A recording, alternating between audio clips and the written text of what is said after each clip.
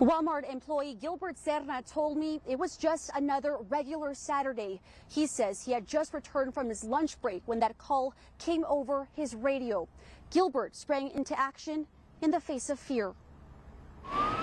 Call came over the radio was a code brown, which is acts of violence, and it took me a while to register like a code brown because we don't get that often. Gilbert Serna was wearing this blue vest on August 3rd, 2019, a day that still weighs heavily on his mind.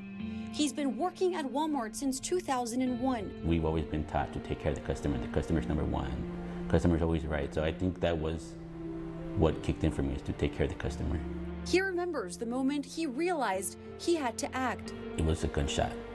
It was pop, and then everybody froze, and then maybe about 2 seconds later it was pop, pop, and then that's when everybody started running. While others were trying to escape, Serna stayed behind. He says he led dozens of customers to the back of the building. Serna remembers the faces full of fear. They were panicking, and some were crying and scared and frightened, and it's crazy. It was crazy. Serna knew many of them would not be able to run far. There had to been maybe about 40 customers with me, and some of them were older. One of them had a CO2 tank or oxygen tank with her. I was helping some of the older ladies into the trailers, and I was telling them, we're okay here, we're safe here. Get inside quickly. He then went back into the store's warehouse, telling other customers they were safe to run out. Telling them to run to Sam's. And then I was running back and forth, and there was a lady who had been shot in her arm.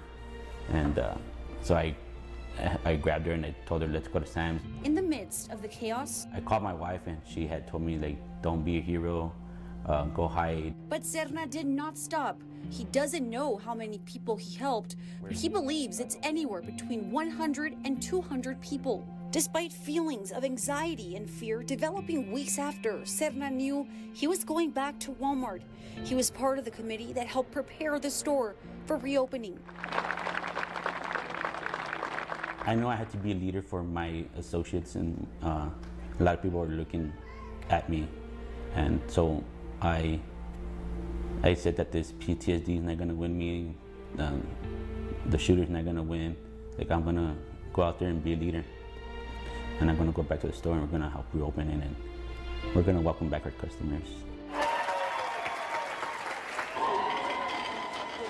Days after the shooting, Serna was hailed a hero by many, a title he had a hard time accepting. Families have gone on 5 years without their loved ones, and I always get told that families are still together because of me too.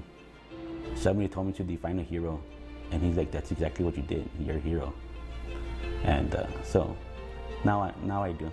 Serna's two young daughters also understood their father saved lives. My dad's my favorite superhero because he saved a lot of people at the Walmart shooting, and so I know I made my kids proud. Serna and his family were invited to the White House. He was commended for his efforts and valor during the shooting. To this day, Serna continues to proudly sport a Walmart vest. But this is the exact one he was wearing the day of the shooting, and this was his first time putting it on since that day. Serna says he's proud to be an employee at the Cielo Vista Walmart. The hero in the blue vest knows the shooter did not triumph. He failed at what he tried to accomplish.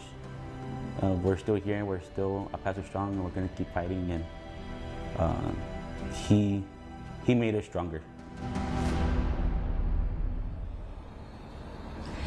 And Gilbert is El Paso strong. I actually ran into him earlier tonight at the ceremony. He was there with his family. He told me he actually worked at Walmart today. He says he does get anxious when that anniversary inches closer, but he says he loves working at Walmart, especially the people. He says he'll continue to do so. I'm reporting live at the El Paso Healing Garden. Rosemary Montañez, ABC 7.